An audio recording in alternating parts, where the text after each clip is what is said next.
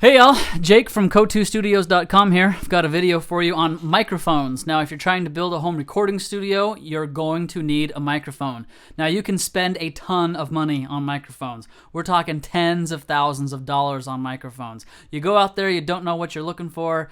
People can sell you all types of stuff that you don't really need. Let me show you the microphones that I've used in my own home recording studio that have gotten some really great results for not a whole lot of money. So, let's get started.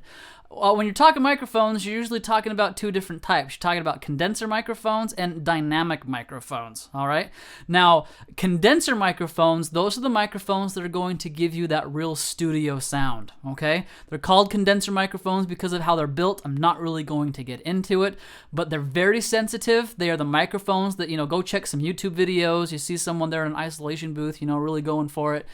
They're singing into a condenser microphone about 90% of the time, okay? Really sensitive, get a really good sound from them, and good news, you can get a super high quality condenser mic that I've been able to fool a lot of people with thinking it's something much, much, much, much more expensive for about $200. It's a great deal. I'm talking about the Rode NT1A. Now, the picture that I just put up, that's a picture of the bundle that they're selling right now, this anniversary edition where you get the microphone, you get a pouch for the microphone to keep it safe, to keep the dust out, you get a shock mount, you also get a pop filter, to keep your P's and your B's and some different sounds from really popping and giving you that annoying sound, and they also give you a microphone cable. So a lot of what you need to get started with a condenser mic, they put it right there into this package, okay?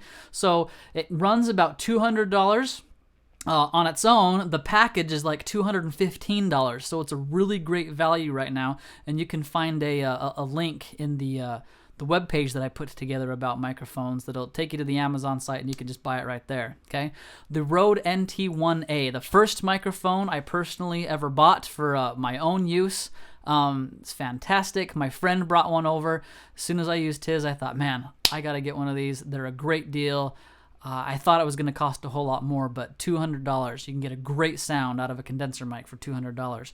Now, the other condenser microphone that I want to show you, here it is the Audio-Technica 2020, the AT2020. This little boy, it's going to cost about $100. So half the price of the Rode NT1. This thing is, it's all right. I mean, I've used this very rarely for vocals. I use the Rode for that, but when I need a condenser mic on an instrument or just a second microphone to maybe pick up some room noise, or I don't know what I might else need this for, but it's not bad, okay? It's about $100. If you're just looking for something super cheap that's still decent quality, I would recommend the Audio-Technica 2020.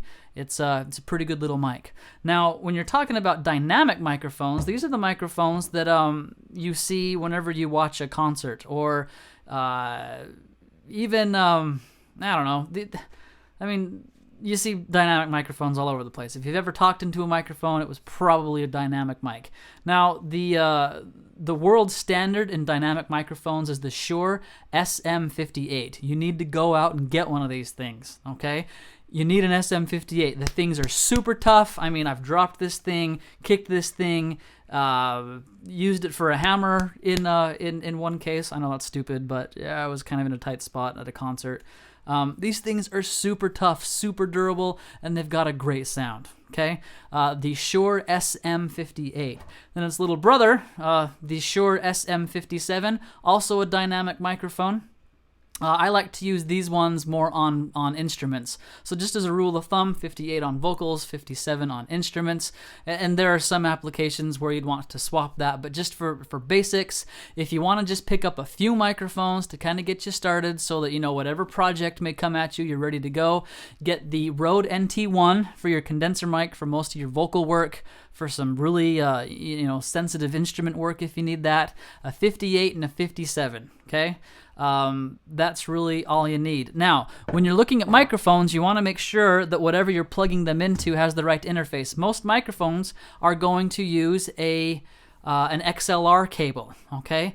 XLR cables are these ones that have the the 3 holes on the end, or the other end of this cable, you know, it has the 3 prongs that you plug in, an XLR end, or where you just have an instrument cable, okay, like a guitar cable. In fact, sometimes people just call the XLRs mic cables and guitar cables. Check your audio interface, whatever it is that you're using, whatever you're plugging the thing into, a mixer, an audio interface. Make sure that your microphone, whatever kind of cable it needs, matches up with whatever your audio interface has. Okay. Now, yes, you can buy adapters that go from one to the other and reverse, but you just want to make sure that after you buy a microphone, you're not like, it's not going to plug into the right things. So just watch out for that. Okay. So, wrap up, Rode NT1A, $200, the Audio-Technica 2020, $100, and then both Shure Sm57 and Sm58, you're looking at about $100 a piece. Now, there are other microphones out there that are a lot cheaper, but this is where you're going to get the bang for your buck, and this is what I have to offer you. I've bought a lot of those cheap mics. I've bought a lot of more expensive microphones, okay? But when it comes to bang for your buck, these 3 mics, the Rode and the 2 Shures, that's going to treat you the best. Okay, so good luck in all your recording, and thanks for watching.